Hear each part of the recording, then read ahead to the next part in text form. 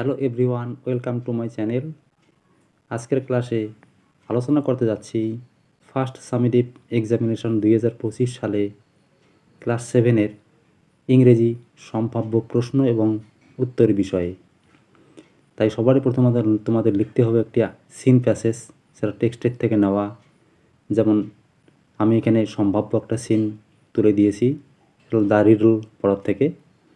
যেমন the kings of kings Emperor Akbar, who ruled over India, was a great lover of arts, science, literature and music. রাজা রাজা সম্রাট আকবর, যিনি ভারতবর্ষ শাসন করেছিলেন, তিনি ছিলেন প্রেমিক। লাভার মানে প্রেমিক, বা তিনি ভালোবাসতেন কিসের? আর্টস, শিল্প, বিজ্ঞান, সাহিত্য এবং সঙ্গীতকে ভালোবাসতেন। ওয়ান ডে, একদিন, অন এ ফাইন মর্নিং, এক সুন্দর সকালবেলা, he was walking in his vast garden, তিনি তার বিশাল বাগানে হাঁটছিলেন। His garden was lined with trees that produced the tastiest and juiciest fruits in the whole kingdom. তার বাগান ছিল বিভিন্ন গাছে সারিবদ্ধ, যেগুলো উৎপাদন করত বা ফলাতো সুমিষ্ট এবং রসালো ফল তার সমগ্র রাজ্যে বা তার সম্পূর্ণ রাজ্যেই। There were flowers of all shapes and sizes in his garden. তার বাগানে সমস্ত আকার এবং আকৃতির ফুল ছিল। He had his most trusted and favorite minister Birbal with him.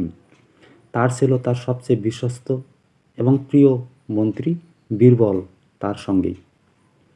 But the great emperor Akbar did not have peace of mind. কিন্তু সম্রাট আকবরের মনে কোনো শান্তি ছিল না। The quality without which no one, not even the king of kings, can appreciate beauty.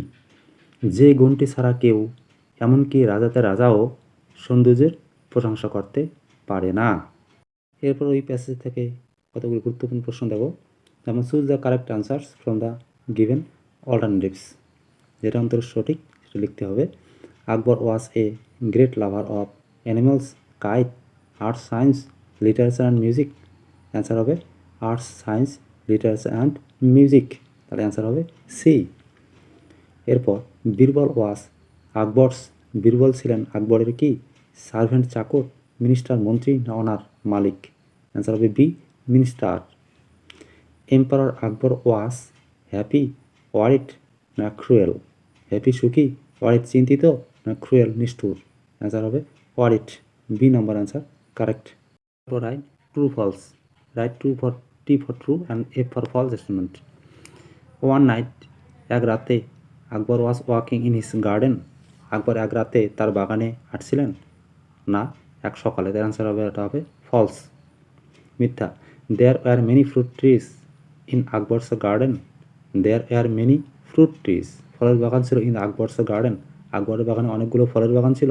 অবশ্যই correct answer T হবে, true. Akbar was not worried, Akbar চিন্তিত ছিলেন না, চিন্তিত ছিলেন, তাহলে হবে এটা false. Akbar had peace of mind, আকবরের মনে শান্তি ছিল, শান্তি ছিল না, তাহলে হবে F, false. Complete the following sentences with information from the text, টেক্সটের থেকে শব্দ খুঁজে শূন্যস্থান পূরণ করতে হবে ওই প্যাসেজটির থেকে। তাহলে আকবরস গার্ডেন ওয়াজ ড্যাশ, কী হবে? অ্যান্সার দেওয়া আছে lined with trees that produced the tastiest and juiciest fruits in the whole kingdom, এটা হবে অ্যান্সার। আচ্ছা, Akbar did not have, Akbar did not have peace of mind, আকবরের মনে শান্তি ছিল না, তাহলে ব্ল্যাঙ্কে হবে, শূন্যস্থানে হবে পিস অফ মাইন্ড। এখন C number, D number, answer the following questions. এখন নিচের প্রশ্নগুলো উত্তর দাও। এখন what were the things that Akbar loved, বলছে জিনিসগুলো কী ছিল যেগুলো আকবর ভালোবাসতেন? অ্যান্সার লিখতে পারো, Akbar loved arts, science, literature and music. Akbar ভালোবাসতেন আর্টস শিল্প, সায়েন্স বিজ্ঞান, লিটারেচার সাহিত্য এবং মিউজিক লোক সঙ্গীত। হু ওয়াজ বীরবল? বীরবল কে ছিলেন? Birbal was Akbar's most trusted and favourite minister. Birbal ছিলেন আকবরের সবচেয়ে বিশ্বস্ত এবং প্রিয় মন্ত্রী। Why did Akbar not have peace of mind? আকবরের মনে শান্তি ছিল না কেন? অ্যান্সার হবে Akbar did not have peace of mind because, আকবরের মনে শান্তি ছিল না কারণ, এরপর দেখো, he could not find an answer to a simple riddle and it was troubling him. কারণ সে কুড নট ফাইন্ড খুঁজে পায়নি অ্যান অ্যান্সার একটি উত্তর to a simple course riddle, সহজ একটি ধাঁধার উত্তর সে খুঁজে পায়নি। অ্যান্ড ইট ওয়াজ ট্রাভেলিং হিম, এবং এটা তাকে সমস্যায় ফেলছিল। How did Birbal solve the problem? Birbal কীভাবে সমস্যার সমাধান করেছিল? প্যাসেজটি ভালো করে পড়তে হবে, তাহলে প্রশ্নগুলোর একটা অ্যান্সার সহজেই দেওয়া যাবে। Birbal solved the problem by his wisdom and the speed of human mind. Birbal সমস্যার সমাধান করেছিল তার উইজডম মানে জ্ঞান, তার জ্ঞানের দ্বারা, and the speed of human mind, এবং মানুষের মনের কি গতির দ্বারা। এরপর কোশ্চেন দেখো, read the poem and answer the following questions. এই কবিতার পড়তে হবে তোমার, যেমন I made a little cottage girl, সম্পূর্ণ পড়াটা তুলে দেওয়া নেই এখানে, তোমার পড়তে হবে। উই আর 7 কবিতাটা যা আছে সেই কবিতাটা ভালো করে পড়ো, এরপর থেকে কোশ্চেন আসার সম্ভাবনা প্রবল। যেমন whom did the poet meet here? কবি কার সঙ্গে এখানে দেখা করেছিলেন এই কবিতায়? The poet William Wordsworth met a little cottage girl here. ছোট্ট একটি কুটিরে মেয়ের সঙ্গে দেখা করেছিলেন কবি এই কবিতায়, তাই বলা আছে। What made the poet glad? কি বা কোন জিনিসটা কবিকে আনন্দ দিয়েছিল? The beauty of the little cottage girl, যে ছোট্ট কুটিরের মেয়ের যে সৌন্দর্য, মেড দ্য পোয়েট গ্লাড, কবিকে আনন্দ দিয়েছিল। এরপর দেখো, how were the eyes of the little girl? ওই ছোট্ট মেয়ের চোখ দুটো কেমন ছিল? The eyes of the little girl were very fair. তাহলে ছোট্ট মেয়ের চোখ দুটো ছিল খুবই সুন্দর। এবার গ্রামার অ্যান্ড ভোকাবুলারি দেখো, complete the following sentences with the proper degree of adjective. Degree করতে হবে এখানে।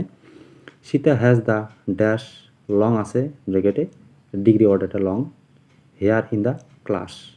তাহলে দা যেহেতু আছে ক্লাসের মধ্যে, তাহলে হবে superlative degree, positive comparative superlative, long longer longest, এখানে দা আছে, তারপর হয় সুপারলেটিভ ডিগ্রি, তাহলে লংগেস্ট হবে এখানে। কমল ইজ ড্যাশ বিজি দেন বিমল। তাহলে দেন ব্যবহার করে আমরা কম্পারেটিভ ডিগ্রির ক্ষেত্রে দুইজনের মধ্যে যখন তুলনা বোঝায়, তাহলে এখানে হবে বিজিআর, বিজি বিজিআর বিজিয়েস্ট, তাহলে এখানে হবে busier. Rekha is dash tall ব্রেকেটে tall degree word than Priya. তাহলে রেখা ইজ টলার হবে, এক্ষেত্রেও তাই, এটা কম্পারেটিভ ডিগ্রি ওয়ার্ড দেন দিয়ে করা আছে দুইয়ের মধ্যে তুলনা বোঝাতে। Right past form of the verbs given below. নিচের ভার্বগুলোর পাস্ট ফর্ম লেখো। যেমন টেল, টেলের পাস্ট ফর্ম হবে টোল্ড। এরপর সিং মানে গান করা, পাস্ট ফর্ম হবে স্যাং, সিং স্যাং। মিট মানে সাক্ষাৎ করা, পাস্ট ফর্ম হবে মেট। এরপর দেখো, এই শূন্যস্থানগুলো complete the following sentences with either present continuous tense or past continuous tense. Present continuous অথবা পাস্ট কন্টিনিউয়াস দিয়ে শূন্যস্থানগুলো পূরণ করতে হবে। যেমন ইট ড্যাশ রেইন নাও, নাও যেহেতু দেওয়া আছে এটা প্রেজেন্ট কন্টিনিউয়াস হবে, তাহলে is raining, it is raining now, এখন বৃষ্টি হচ্ছে। 2 number, he dash talk to his friend when his mother called him. যখন তার মা তাকে ডেকেছিল তখন সে, তাহলে হি ওয়াজ টকিং হবে, বন্ধুর সঙ্গে কথা বলছিল, পাস্ট কন্টিনিউয়াস হবে was talking. They dash play in the field now, তাহলে এটা হবে আর প্লেয়িং, এখন they are playing in the field now, তারা এখন মাঠে খেলছে। এরপর দেখো, write a story using the following points. নিচের পয়েন্টগুলো দিয়ে একটি গল্প লিখো। এ ক্র অ্যান্ড এ ফক্সের গল্পটা তোমরা দেখে নিতে পারো, এটা এই গল্পটা পরীক্ষায় খুবই আসার সম্ভাবনা। ঠিক আছে, আজকে এখানে রাখছি, এরপর দেখা হচ্ছে পরবর্তী অন্য কোনো ভিডিওতে।